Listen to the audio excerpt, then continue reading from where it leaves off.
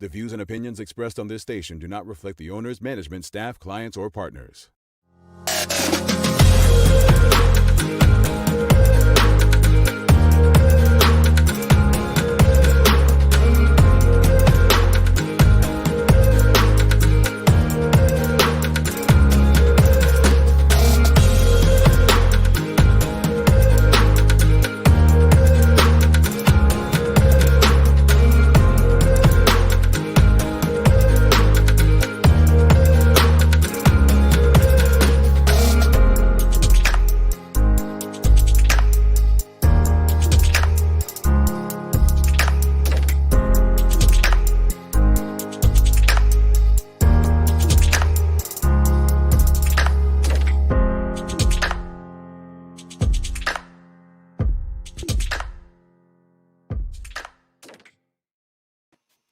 It's Tuesday, the 9th day of February, 2021. Welcome to the Daily Hour, brought to you by Medical House One Communications and Lindos. I'm Jamal Hartman, along with Carla Zool. Thanks for making us part of your daily routine. If you're watching online, share the link. If you're on Facebook, start a watch party. If you're on Twitter, retweet it. Just get the conversation out there to your network. And don't forget to like and engage with us. Another good one today, as we have Digital Leadership Conference speakers, Ajai, Peets, and Greer stopping by. The daily play is a remember when, so it's a history question for our history buff, Carla Zool. What, I didn't insult you. I gave you a compliment today. Sarcasm will get you nowhere. But anyway. Speaking of sarcasm not getting you anywhere, how about that the judge telling that fella last week, remember that in Florida, of all places, Broward County, where I work, right? Dude went in a Zoom, mind you, she was a pretty judge, right? She was pretty. And he tries to hit on the judge, and she's like, Mr. Such and such, flattery will get you many places, get you somewhere, but not here, or something like that. But how crazy is he? I'm not flirting with a judge, not when my fate is in her hands. No. But he was respectful, though. I had to give him some props because, some guys would have been like, yo, what up, shorty judge? He was very polite. He was like, you're so beautiful. So pretty much, yeah. Because he said it in a polite manner, it was appropriate. I get you, Carla. I get you. I didn't say that. I said at least he was respectful. So she couldn't say he was rude or out of order. He was just a bit bold, like a judge is going to go with a criminal. She can say he was out of order in court to say that, but yeah, we know when Carla's up there handing down sentences, just tell us that she looked pretty and so on, you all. If she ever, gets to writing those stories about us again, just make sure, Miss, author, Miss writer, Miss book lady, you pretty. And she might write something nice about you in the book or the news article. I don't know. We know what Carla's, the weight of her heart is, folks. Why do I subject myself to this every day? Carla, that wrap on your head looks mighty good, Miss Lady. Oh, thank you. I took my braids out, so I'm giving my hair a rest, and I didn't comb it, so wrap it is. Flattery is obviously getting me somewhere on this show, folks. My goodness, man, that smile, Carla, girl, man. Okay, all right, cool. We'll move on. Carla can't handle it. See, you know what I'm saying? The judge handled it all good and kept her calm. Carla got no giddy, right? That man was genuine. You're not. Anyway. Yes. You think, hold on, folks. Before we get into the show, she just called dude genuine. I think he was up for robbery or something. And me, I'm not. Our records speak for themselves. But anyway, thank you so much for tuning in. And good morning, good afternoon if you were caller is in Manchester, and good evening if you're watching someplace far over on the other side of the world. Obviously, we said yesterday on social media we wanted to talk about something. And that something was there were a lot of pissed off Bermudians yesterday morning because there was a joint operation. Well, let me just go to the Royal Gazette and read from there.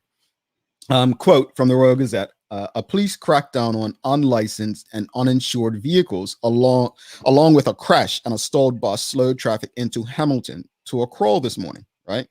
A Bermuda Police Service spokesman said officers partnered with the Transport Control Department as part of a joint exercise to get unlicensed and uninsured vehicles off the roads. He added, quote, What would normally have been a simple exercise was unexpectedly and significantly compromised by a road traffic collision in Paget, resulting in injury to the road user, as well as a Department of Public Transportation bus stalling at the South Roundabout. So, combination of events, they're saying, led to the slowdown. Now, people were not too pleased with what happened yesterday, and this is why it's part of our conversation this morning. And so, the question of the morning to everyone, right? What are your thoughts on the Bermuda Police Service and Transport Control Department's exercise during the morning rush? What are your thoughts? I mean, I get it. I get why they do it. I actually did do it 6 months in the Bermuda Regiment, understanding why they do things early in the morning and so on, catch people off guard and, when they're least expecting it. But could they not do it another time, like maybe going home from work? Why, when people are trying to get to work and, when you're going to work, it's harder explaining to your boss while you're late coming to work than it is going home and explaining to your spouse or children, right? And in a time when people are losing so many jobs, it is an inconvenience. It's a Monday morning. People have to be there for Monday morning meetings. I don't know. It's just so much. I've lived in big cities and dealt with traffic, so it's just part of the norm. But I totally understand the complaints from Bermudians. What are you saying, Carla? When it comes to policing and stuff like that, there's never a good time for people. So you use the example of going into work versus coming home. Somebody's rushing to babysitter, to pick up granny to something. So the job had to be done. Unfortunately, it was a combination of things, the boss and the accident. Hope the person's okay. But they have a job to do, and people need to stop riding with unlicensed, especially uninsured vehicles, because if you get in an accident, that can cost someone thousands of dollars of loss. So they had a job to do. Well, Carla has a great point. I mean, at the end of the day, let's just be honest. The human being in us, regardless of when it's done, we're probably going to complain, right? So I take that point. But I guess, and she's right, those who may have a complaint about rushing to work, they may have to go take their children to ballet or football training, or just get home to help the children with homework. So there will always be something. But to Carla's point at the end of what she said about people just need to stop going around in unlicensed and uninsured cars. Well, I guess some folks on Twitter made some excellent points as well. Is there not a 2021 way to do this? Like, I remember when it might have been when Dr. Ewart Brown was premier, wasn't there something where you drove and it like kind of gave a signal that your car was unlicensed and uninsured? But do you remember what happened with that? Yeah. It was those little disc up in the air, but what it was doing was recording every time someone went through. So I remember it was a young man who had racked up maybe $11,000 in fines because it did it every time he crossed a pole. So it wasn't thought out properly, and then they discontinued it. Right. I remember it was racking up people. And I mean, truth be told, if they wrote it into law that every time you go through one, you'll get, it'll rack up in fines, that would be on the person. But I guess the policy or legislation was just written wrong.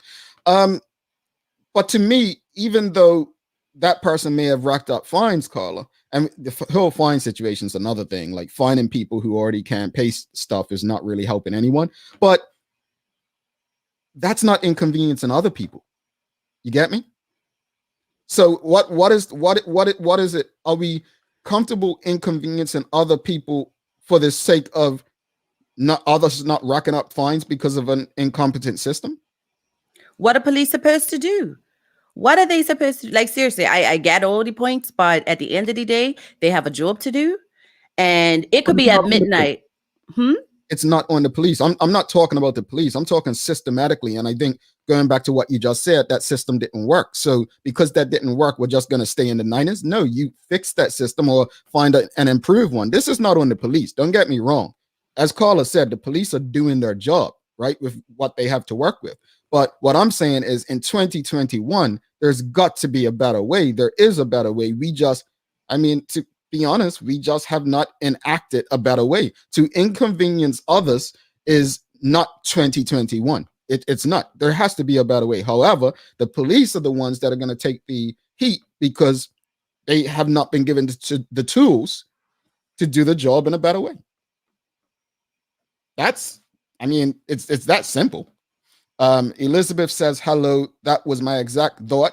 Which was your exact thought, Elizabeth? Something I said, of course. I doubt it. Danica Butterfield, new cars don't come with the tracking devices in the windshield, so I'm guessing that system no longer works. Renee Sherlin Simmons, Carla. Still doesn't make sense with all the technology available and staff at TCD. They should be able to know exactly who has not licensed their vehicles in any current year and go after them that way. In my opinion, why must everyone be held accountable for those who don't follow and abide by the law? Because the innocent suffer for the guilty. That's what inconvenience is about. You know, I remember hearing that in primary school. The fact that you can confidently quote that in 2021 is a problem. The innocent shouldn't have to suffer for the guilty. Like that should not be a norm. Like that was okay back in 1980, 1990, even the early 2000s. But the innocent should not have. The whole purpose of technology and evolving technology is so that we don't have to keep living the way we did 10, 20 years ago. I didn't know about speed cameras. Call it ignorance. In the UK, speed cameras are everything. Maybe Bermuda needs to up its technologies and let the computers do the work efficiently. I remember being in the UK and cab driver telling us, "Oh, yep, speed cameras on this street." Not, I'm like, my goodness. I learned the hard way. Woo, 2 tickets in 2 days. Oh, well, she called us. I didn't know what those yellow boxes were. I found out after. If getting tickets was an Olympic sport, my goodness, Carla, go ahead with your bad self. Sean Smith says no time is a good time for the general public. Damned if you do, damned if you don't. To Carla's point, so no, I get Carla for sure. I do agree. Camille Berger says that thing stopped working years ago. That is why the device is not on the newer cars. James Burt says put the scanners back with some graduational review of the fairness of fines. And again, that's what I'm saying. If the technology didn't work back then, you either fix it or find something better to work. But in 2021, and Elizabeth obviously wasn't talking about either of us. You know, it's just so rude. She won't even make you feel good, right, Carla? But Elizabeth says she was agreeing with Renee's comment. And I get Renee's comment. I think it was okay when we were children to say the innocent suffer for the guilty. But if you know full well, which the police don't, I mean, they can, probably sit back and say, well, they're probably not, they're probably cool, but then they get to your car and you're not cool, right? By the way, I just celebrated a year having my car, actually, and I think I have to renew my insurance. So this is a good reminder show.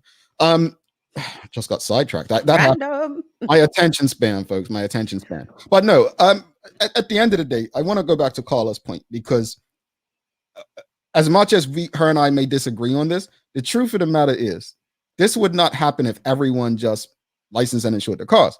But with that point being said, and I am not by any means making excuses for anyone who's doing anything illegal. Let me put that out there. But there are people who need to get where they need to go to make a living and cannot afford to license and insure their cars. So can I append on that real quick? Sure. In the UK, thankfully, they do road taxes like the equivalent of license. They do it as you could do it as a monthly. They give you options. So even with insurance, my insurance, I pay monthly. I may pay a little more as opposed to if I paid a chunk, but it's a little more digestible. So even with that, as far as a systematic change, is that something that could be introduced in Bermuda? People may be able to afford it as opposed to being murdered on their birthday, no less, to have to pay all this money on license and insurance. There's a lot of things that can possibly be done, Carla, and I think that's something that should be considered if it isn't already. Yeah. Robert Durham says speed cameras and cams if you run red lights. Shaz Wolf, I said the same about speed cameras in Bermuda. I had visitors find out the hard way regarding speed cameras. You all just go out there and just foot on gas, right? Going to the UK. Amanda Kelly, Carla. In the US, we have stickers on our cars. So at any given time, you could be pulled over if they run your plates and they indicate non-compliance. This also applies for not having insurance. I mean, I'm in compliance, y'all. So I ain't got nothing to worry about. And because the highway is so thick, I'm not going this piece of wood. We don't really have these inconvenience. Bermuda's roads are small. The truth of the matter is Bermuda's problems are bigger than just what happened yesterday morning. I think there's a combination of things. We've been talking for years about the amount of traffic on the road, right? Especially when you're coming from the west. It's just, it's going to be a long morning. It's going to be a long morning, but this doesn't help. We're going to have varying opinions on this. Again, this is not to trash TCD or the BPS. This is not on them. However, the same way they've improved the process of TCD over the years, Transport Control Department. Remember, it used to take you all day in TCD. Now you can literally get in and out. There are ways to do this as well without inconveniencing others. People used to have to take a day off to go to TCD and be inconvenienced. So if you can fix that system, you can fix this system. There are ways to do it. And that's my only thing. It's not on the Bermuda Police Service or necessarily TCD. It's on the powers that be. Well, those may be the people at TCD. Let's go through a few more comments. Carla, Elizabeth.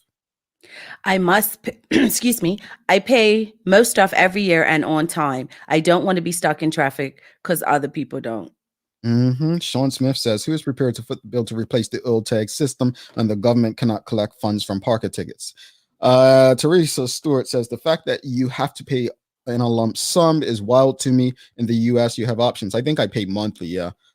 Charles H. Jeff says, I'd like to know how successful that was. Was it worth the lost time and inconvenience? Well, that's a good question, Charles. Was that exercise worth it? That is a good question. James Birch, maybe those on financial assistance get free bus passes or reduce taxes to help them to get to work. Dijon Simmons can't afford the payments, can't rely on public transport. There you go.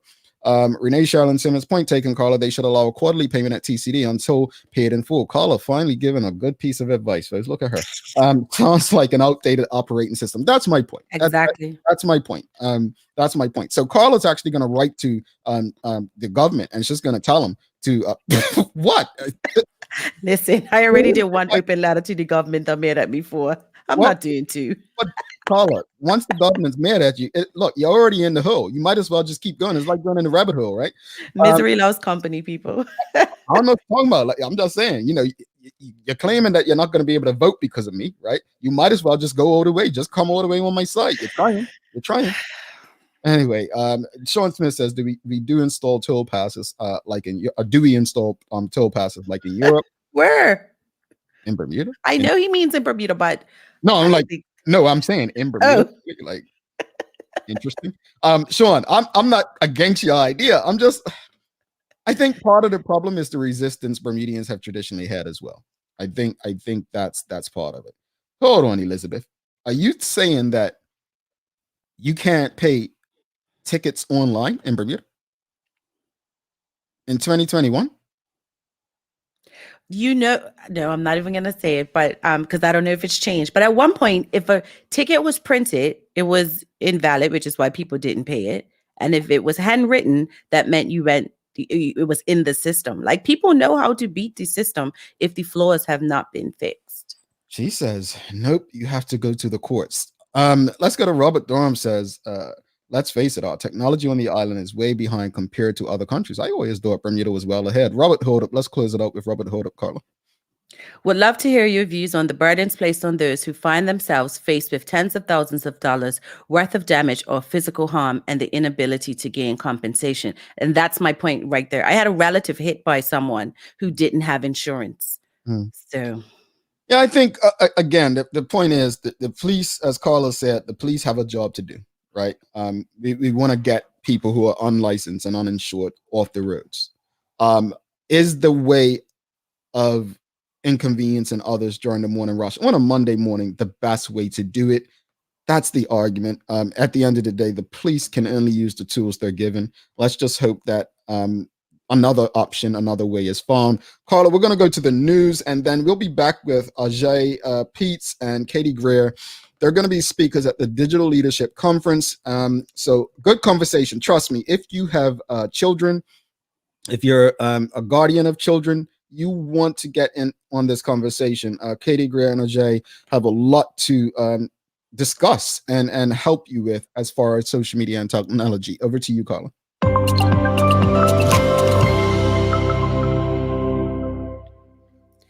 The commissioner of police has argued that an officer fired after he turned off a body camera before he allegedly struck a suspect should not be allowed to return to the service. A lawyer for Stephen Corbishley said in the Supreme Court that officers found to have suppressed evidence should expect dismissal and asked the judge to reverse a Public Service Commission decision that PC Osman Pereira should be reinstated. Kevin Taylor for the commissioner said during a judicial review last Friday that the public must be able to have confidence in police officers. He said in cases of dishonesty, such as destruction, suppression, or fabrication of evidence by an officer, termination or resignation were the most inevitable outcomes. PC Pereira was fired in January 2020 after a review of the reported assault, for which he was acquitted in magistrate's court, found that he had turned off his camera before the incident and was dishonest about it. But Victoria Greening, who appeared for PC Pereira, said the PSC was the final authority and should not be overruled by the courts unless there were highly exceptional circumstances. And that story was courtesy of the Royal Gazette. The Regulatory Authority of Bermuda has published its preliminary report into radio frequency and 5G safety and is inviting the public to review the report and provide feedback. In October 2020, the RA conducted a public consultation to determine whether 5G technology is suitable for deployment in Bermuda. An independent advisory panel was formed to offer their advice and expertise in radio frequency wireless technology, or fifth generation, i.e. 5G technologies. The panel was also required to review responses from the public and to provide a final report. The public, including electronic communications, sectoral participants, sectoral providers, and other interested parties, are invited to review the document and provide their feedback before 11:59 p.m. on Monday, March 8th. Please visit www.ra.bm and select the Respond to an Open Public Consultation button on the homepage. Jamal, February the 9th, so ironic, is Pizza Day. You can say that Pizza Day started in the 10th century in Naples, India. This is when records first show the presence of pizza. It started as a simple flatbread spread with sauce and sprinkled with cheese. I bet the women who most likely made this as a creative snack for their families had no idea the sensation they had whipped up. I don't even have to tell you how to celebrate Pizza Day. Whether you go out and buy your favorite or make your own from scratch, make sure that you eat some sort of pizza today. And yes, Jamal, that means even you. But we know to hold the cheese. Turning to weather, the temperature in Bermuda is expected to reach a high of 67. Atlanta, Georgia will see a high of 64. And Manchester, UK will see a high of 35. And don't forget to turn into the full100radio.com tonight for nighttime jams featuring some of your favorite romantic classics. That's your Daily Hour news break. You know, I'm just saying, you all have not even tried eating pizza without cheese. Once you go, like, honestly, once you try it, you ain't never going back to cheese. And so the next time I see you, Carla, with the pretty head wrap and all that, see, I'm still going. Look at me, fellas. The next time I see you, we're ordering a nice big pie, no cheese. We're going to have some peppers, some onions, some mushrooms, all that good stuff. And you're going to enjoy it. I'll bring cheese in my purse like Beyonce. Like hot sauce, really cheese like hot sauce. Anyway, we're going to take a quick break. No pizza, no cheese. It's too early. We're going to come back with our guests for the day, Ajai, Peets, and Katie Greer. It's going to be a good conversation, folks. Don't miss out on this one. Good day, Medical House Doris speaking. Can I help you? Medical House is Bermuda's leading one-stop shop for healthcare. Medical House is a great resource for Lefroy. The service is excellent. Medical House is best known for its uniforms and footwear.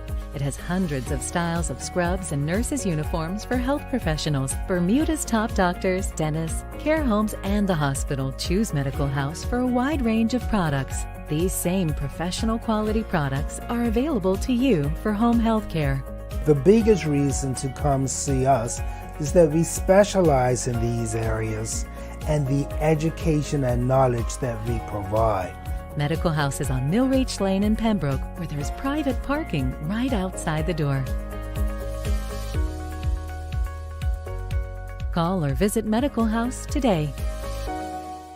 Perrier water has been renowned worldwide for over a century and a half. Collected from a pristine ancient mineral water spring in the south of France, originally bottled in a distinctive green pear-shaped bottle, and distributed in Bermuda by John Barris Unlimited, our foremost beverage distributor, refreshing Perrier is the champagne of mineral waters. Try Perrier water in bold, natural fruit flavors with no added sugar and 0 calories. This month, we're featuring peach, strawberry, watermelon, orange, pink grapefruit, lime, cucumber, and regular Perrier water in cans. Lindos, why go anyplace else? And welcome back to the Big Show. Carla Zul, I'm Jamel Hartman. It's the Daily Hour brought to you by Medical House One Communications, Lindos, and our friends over at Channel 82, where you can also watch this and many other locally produced shows if you have One Communications cable. Without further ado, let's bring in our guests for the day. We have Ajai, Peets, and Katie Greer, both speakers at the Digital Leadership Conference, which happens next week, February 18th. All right, so let's bring them in. Good morning. I think it's morning where both of you are. Morning, our friends. Good morning. Good morning. How are you? Good morning. Wonderful, wonderful. And Ajay, you're in Bermuda, right? Yes, I am. And Katie, where are you located? I'm in Boston. I should be in Bermuda, but I'm in Boston. We're about to get 4 inches of snow. Oh, okay. So you're freezing right now. Well, warm thoughts being sent from sunny Florida here, sunny Bermuda, where Ajay is, and Manchester. You don't know if it's rain, snow, sleet. It's snowing today. Yeah, so sorry to hear that, but let's get some warm thoughts into the conversation. Digital Leadership Conference. Both of you are going to be speakers. Ajay, you'll be focusing on young people, and Katie, you'll be speaking to mainly the parents and adults. But what inspired both of you to want to be a part of the Digital Leadership Conference? Katie, you first. First of all, I almost got off your show when I heard about this pizza no cheese thing. So we're going to have to talk about that at another point in time. Second, I got an email from Miss Sloan Johnson, who is putting this all on. And when she explained to me pre-COVID times how this all works, that it's student-led, student-run, speakers are chosen by students, day of, it's all run by students, and kind of the mission behind it, I had to figure out how to make it work because I was just so inspired by all the work that they do. Ms. Sloan has been absolutely wonderful in her mission, and her ambition to just kind of give these kids a voice is something I couldn't pass up. And how about you, Ajay? Well, I've always been an advocate for young people, and as a young person of Bermuda, I just felt led to take part in it because. We lost Ajay. We lost her. Oops, not sure what happened. I wanted to hear what she had to say. Yeah, we lost Ajay. I think something happened on her end. But let's just continue. Katie, let's go to you. You stated that you believe that the internet is an amazing tool that enriches lives, right? When it's but when it's properly used, right? Explain how young people are not using the internet properly and what parents and guardians can do to protect them. First and foremost, I think something that hasn't worked in a lot of these conversations with young people is that, by the way, I like to consider myself as sort of a young person, but I'm not. So one of the things I think has been really kind of misconstrued is how bad it is, and this is bad, and it's dangerous, and it's corrupting all our brains, and it's leading this generation down a horrible path. And I mean, listen, I think it really goes by the wayside how many wonderful things technology can bring. So I think the focus, whenever I talk to kids or whenever I talk to adults, is just trying to find that balance of we have this amazing tool or tools. How can we use them in a way that can be really beneficial and productive and safe, as opposed to, letting them harm us? I read an article my husband actually sent me last night. I think it was I don't want to misspeak. I think it was the UNC Miami teams. Yep, Miami UNC game postponed after video surfaces. It was just a stupid Snapchat thing of these kids partying, non-COVID protocols before a game, and the whole game was canceled, and now this video is all over the place, which is, I feel like, something we hear every day. You know, when I was growing up, we didn't have access to these things, right? Where everything could be taken a picture of or Snapchatted or text messaged about. So any mistake that I made, you're going to have to get in my best friend's ear to find out about that. There's no digital record of it. And I think that's something that is a big, you talk about inconveniences, right? Is a big inconvenience and kind of drawback of how technology works. Yeah, indeed. Definitely. I am so thankful for that. Right? We would not be married. We would not be employed if this nonsense was around when we were kids, or at least I wouldn't. I'll tell you that much. No, you're speaking for me. This isn't about me, but let's bring Ajay back in real quickly. I think technology happens, so Ajay, no problem. It happens. But you were stating, I'm just discussing why, what made you want to be a part of the Digital Leadership Conference. Yes. Can you hear me? Because it still says on my end that I'm still backstage. Yes, we can hear you. You're on. Okay. Perfect. I'm so sorry about that. But yes, I just felt led to join as a young person, and as being a part of Bermuda Youth Connect, our mission is to, work directly with young people and to, make sure that we have a voice. And I feel like having a conference like this, we have to have some type of youth leadership in it. And that's why I was, excited to be, to have that voice and to speak to our young people, as, and it'll be more relatable coming from somebody of my age as well. Indeed.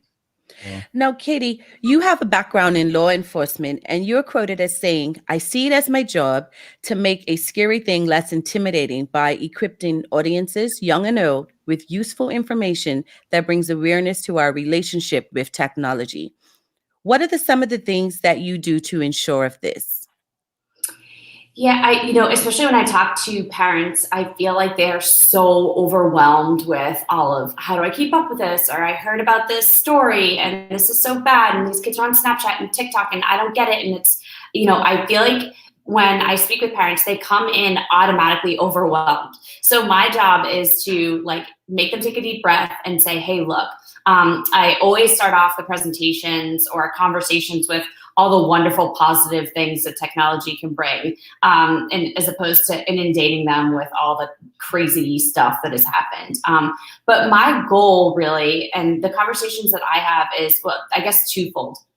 One is I certainly don't sugarcoat anything, so it's not my way, or it's not my goal to be like, it's okay, everything will be fine, nothing bad happens. But it's my goal from early on to kind of acknowledge all of the things that happened from the law enforcement side of things. I mean, I saw the worst of the worst of the worst, right? And the most extreme things that you could see and hear about. But, it's my job to kind of break that down and say, could this happen? Possibly. Could a story like this UNC Miami thing happen to any one of us? Sure. But what are some things that we can do to make that less likely? So I talk about tools. I talk about ways that they can talk with their kids about it, which is huge. And I feel like a big component of that is missing. And all of this stuff is really making sure that parents are constantly engaging with their kids, because, kids are spending an average of 7 hours a day. These are pre-COVID times on their devices. So, being able to communicate with your kids about that and check in is integral to making them have a safe, positive experience online. Now, I have 3 children, but 2 of which, one's 14, one's 11. At what age can you stop, realistically monitoring their social media? Can you start or stop? I'm sorry, I didn't hear that part. Stop. I don't, this is like the $1 million question. I get asked this all the time. It's kind of like, I equate a lot of things to online, offline, right? Like what would we typically, let's say technology didn't exist. What as a parent would we do if our kids were offline versus online? So like the whole drinking thing, or the whole, did you do your homework, or the whole, please call me when you get in. I mean, when they go off to university or college, we can't do that, right? Or it stops, maybe when they're a little bit older in high school. So I feel like I always tell parents and try to empower them that you are the expert on your own children. I don't know your children. You don't know my children. So I know, for instance, just say my kids are little. I have a 4th grader and a second grader in primary school. But, I'll tell you right now, my daughter and son, that will not be the same rule when I stop monitoring. I know right now. So just because of their personalities, right? But I think always checking in. I mean, we can't just send them off to university or college and say, hey, good luck. We're talking about jobs past them. This UNC Miami thing. I hate to keep going back at it because I feel bad for these kids, but that's going to follow them the rest of their life. So I think it's an ongoing thing, and I think it's a personal choice as to how much you insert yourself and when you kind of stop that. I like the way you think, though. Like I like the way you speak in reference to, the internet's not the problem; it's the behavior that people, use to express themselves on it. And I don't think that can be stressed enough. The internet is full of opportunities and potential, and when I read about you and you say when used properly, like that should be highlighted over and over and over. I think so. Yeah, I think it's important to figure out again how it's about the tool we use as a means of doing things, not a tool that uses us, or not a tool that kind of helps, or facilitates bad things from happening. So I think it's about shifting our mindset around technology as a tool we control, we think about, and we use, not something that kind of controls us. All righty. Ajay, last year, you and your team used social media effectively to ensure that your voices were heard leading up to the election. What were some of the lessons you learned from that experience? It was truly an experience, and it showed us kind of like the pros to using social media. It brought all generations together for a common cause, and we were able to put out informative content. And we were able to use different forms of social media on Facebook, YouTube, and on Instagram. That way we can reach almost every single demographic, because each social media platform kind of targets a specific age group. So we were able to put out our content in a very effective way using social media. Now, what are some ways that young people can become more politically aware through the internet and social media especially? I feel as though it's very important to do your research in terms of what sources you get your content from, because, as we see online, there's, editors or writers can be biased due to their own political background. So it's very important to find out where you're getting your information from, so that way you're not misinformed. So for me, I love the Young Turks, but I'm also aware that they are highly a liberal source. So you have to be aware of what stance you take, and also be aware of where you believe, so that way you can source that out through a specific source that is informative and factual.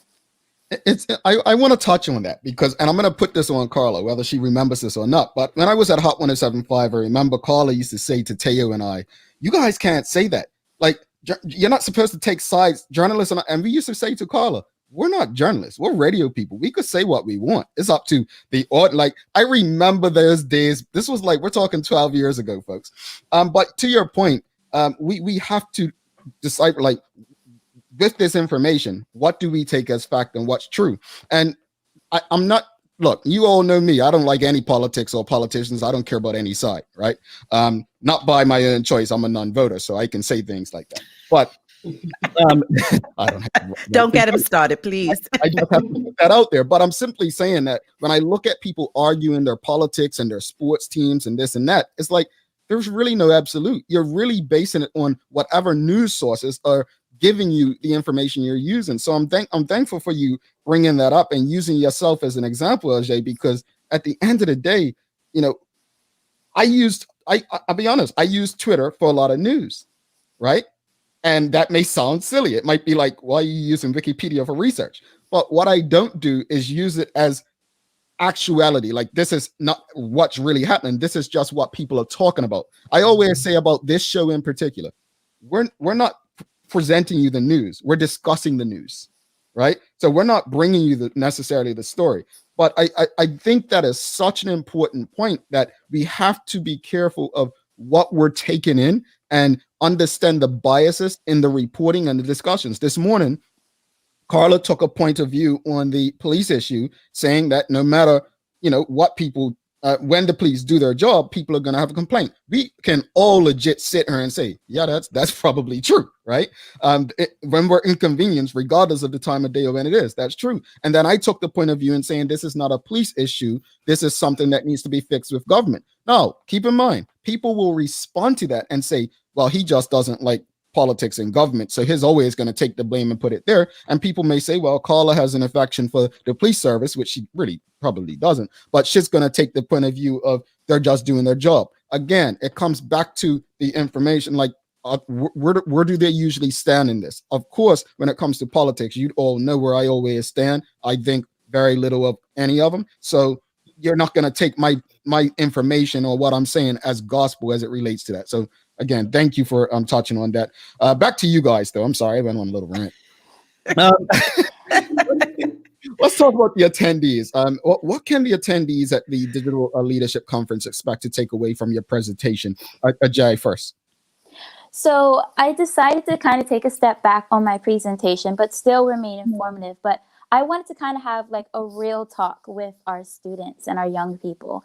So, since the amount of time that I have is a little bit limited, I wanted to really have an informative discussion that really touches on how dangerous it can be to have certain personas that are not authentic to our real selves. I feel that with social media, it can bring a lot of pressure to our young people to perform and present themselves in a light that really isn't authentic to who they really are in real life. And that could be due to a lot of different reasons. It could be peer pressure or trying to get clout, as they say now. But I want to remind them that there are some forms of consequences that can take place when you're not true to yourself online. You can have a sense of loss of identity. Your persona online can remove certain opportunities in the future, such as employment, because a lot of employers are on social media now and they will search you up when you're looking for jobs. And I feel as though a lot of young people, we live in the moment and we never really think about the future and how our actions online can affect that. So I really want to have a real talk with them and just shed some light on this, because I feel like a lot of them don't think, they just post. Indeed. And Katie, there's a consistency in this conversation. Katie, same question for you. What can attendees at the Digital Leadership Conference, the parents, the guardians, expect to take away from your presentation? Yeah, I mean, I couldn't have said it better myself.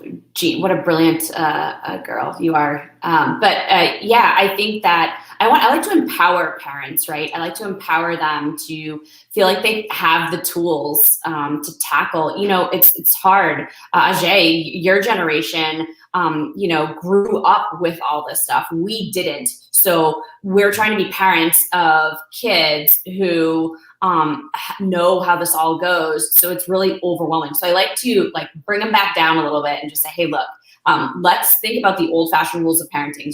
Every generation of parents have had some sort of conundrum that threw us for a loop. And so I try to bring them back down and be like, look, just be a parent about this, right? Ask questions and set some boundaries and talk about things like Ajay just said about the repercussions, and check in on that stuff, because also developmentally, when we think about fully developed frontal cortexes and not, it's also a developmental thing. It's not just because kids don't know any better, right? There's also something to be said about that. So I like to give them some practical tools and really assure them that this can be an awesome thing if you help your kids.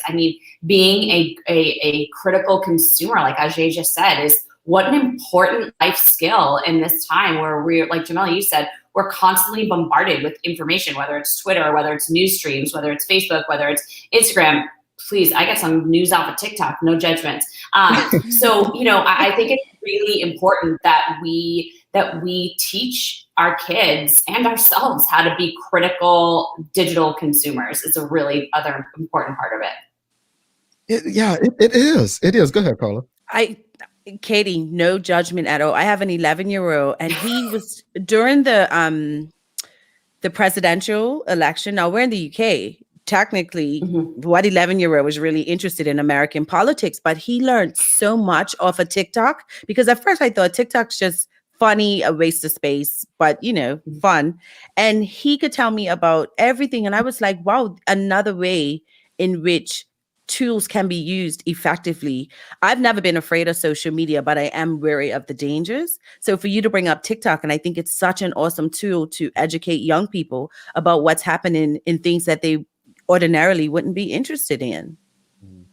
Yeah, I'm sorry, go ahead, Jamal. No, go ahead. Go respond to it. I think too, like Ajay was saying, being aware that, for instance, TikTok is a great example of this, right? How they curate content directly for the user themselves. So like Jamal, politics drive me crazy. Don't get me started on US politics, please.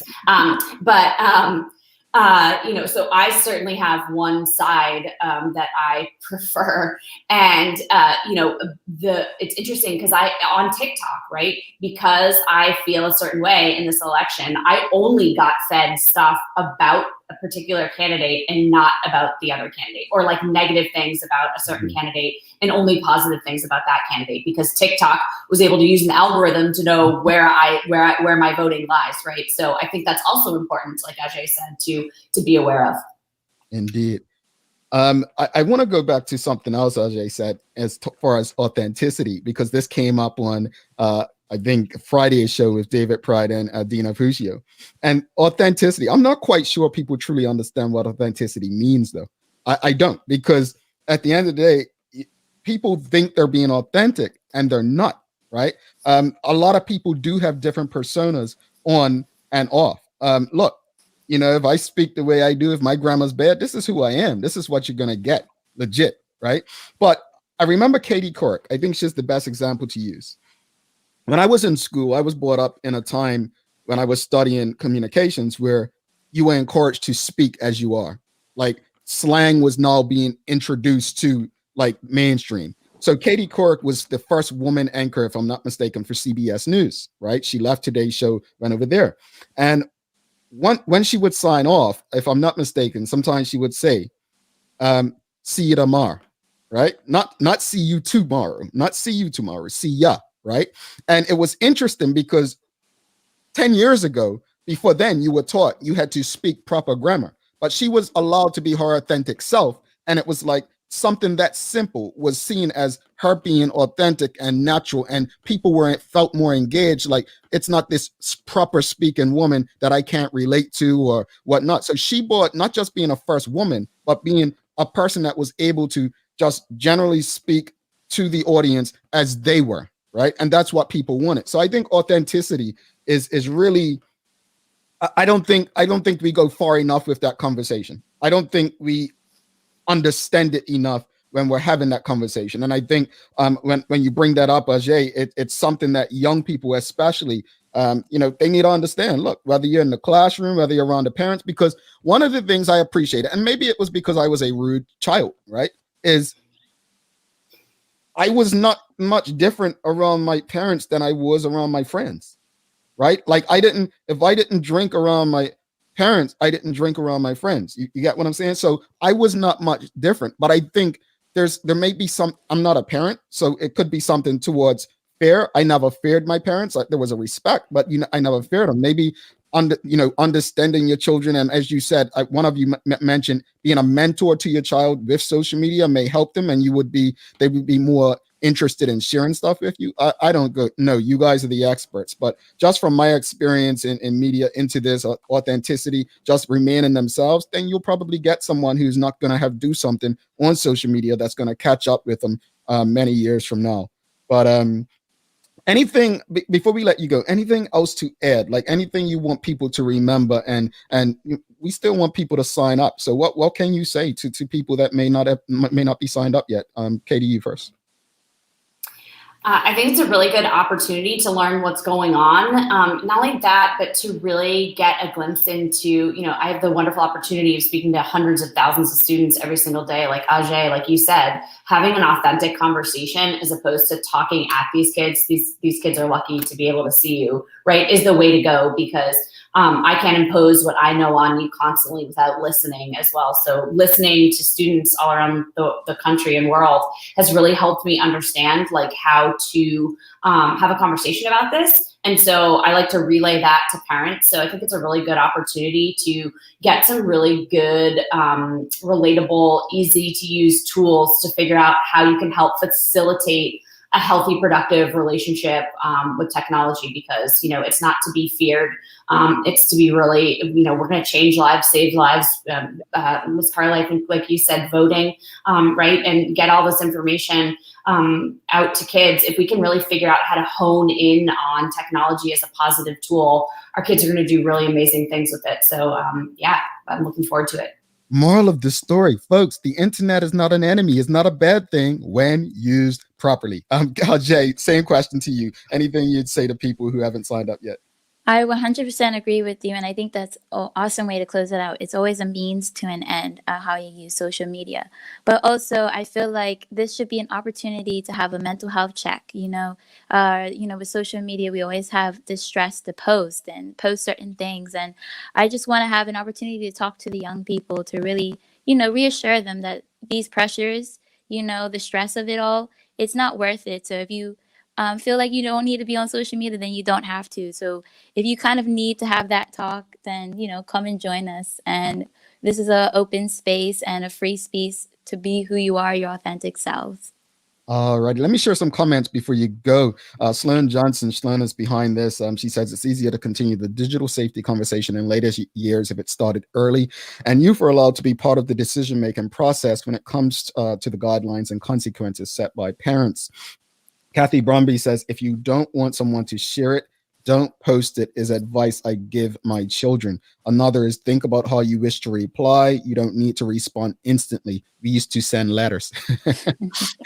Well, speaking of letters, do they send like letters to Santa Claus or emails now? I'm dead serious. Like, they probably Snapchat him. Snapchat, okay.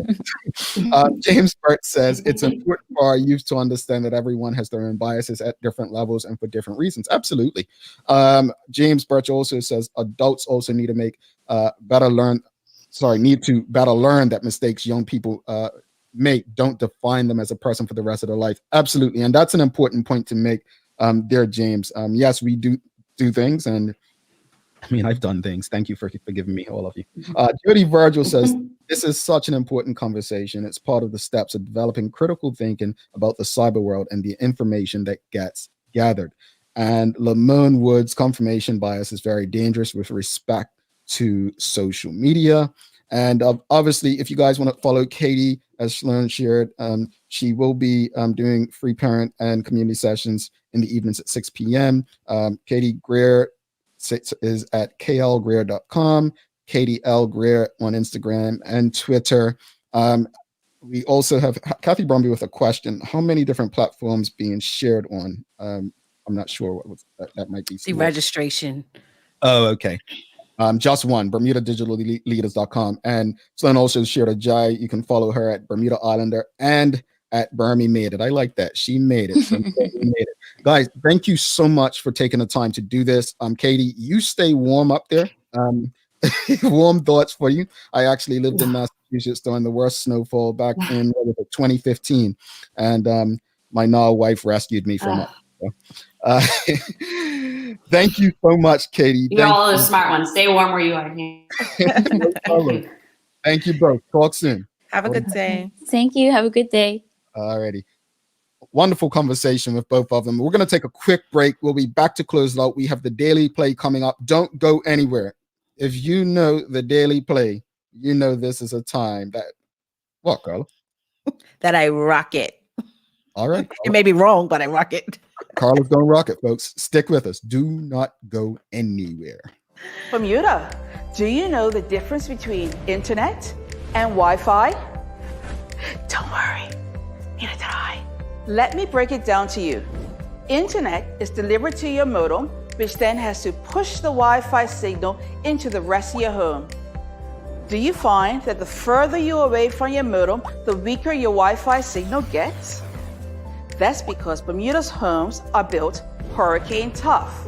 It's really difficult for that Wi-Fi signal to reach every room.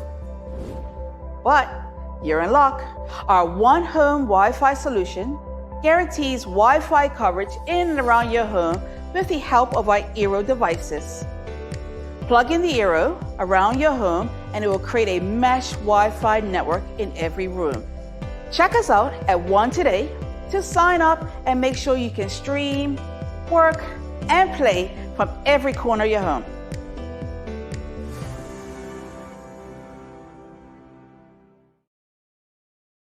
All right. Thanks again to One Communications, Lindo's Medical House, Channel 82, everyone who continuously supports what we do on a daily basis. The daily play is a remember when, so it's a history question. Folks, I'm telling you, Carla's going to need your help, and please don't use Google. Use that old history book or that class. Remember what you learned in that class. Carla, here we go. What year was the theater boycott in Bermuda?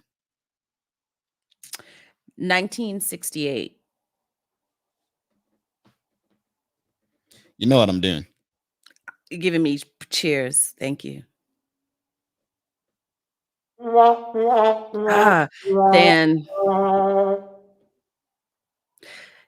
it's 69. It's in there. Oh my gosh. And I covered this when I was a journalist in Bermuda. Nobody knows the answer. No, 60. You tell them not to Google. 67. I was going to say 59, but I thought that was too early. Yep.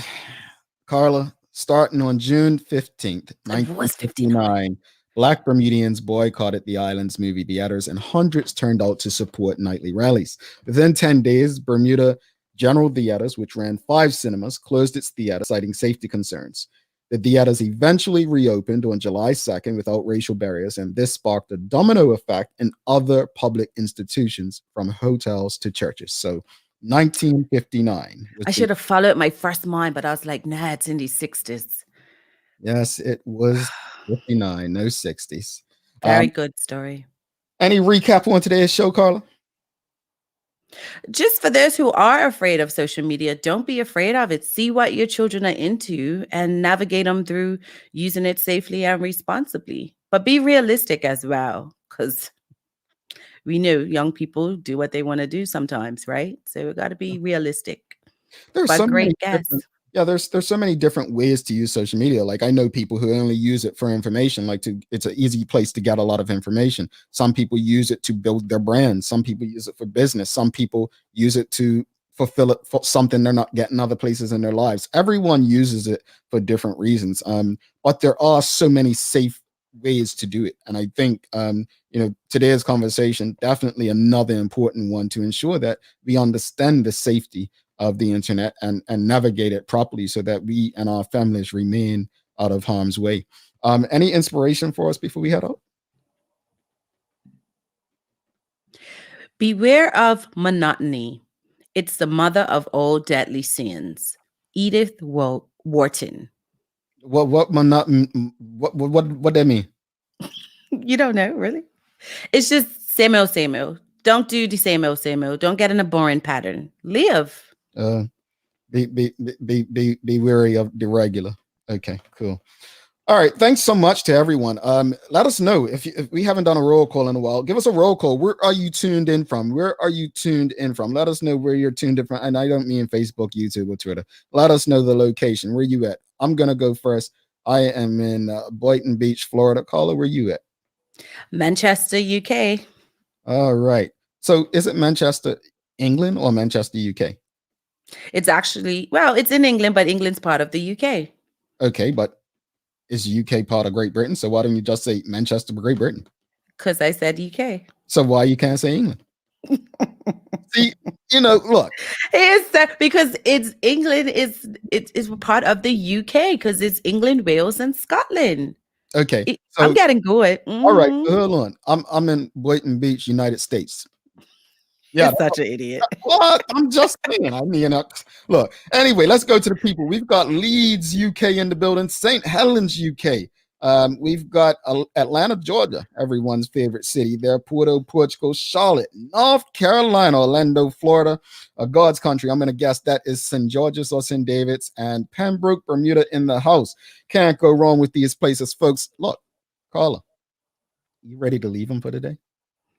No, but we got to go anyway. Yeah. Sad things. But thanks again to our partners, Medical House, One Communications, and Lindos, for ensuring that we're able to do this with you. As always, we appreciate all of you. We thank you and we love you for making us part of your daily routine. If all goes well, we'll be back to do this again with you tomorrow. She's Carla Azul. I'm Jamel Hartman. My friends, make it a great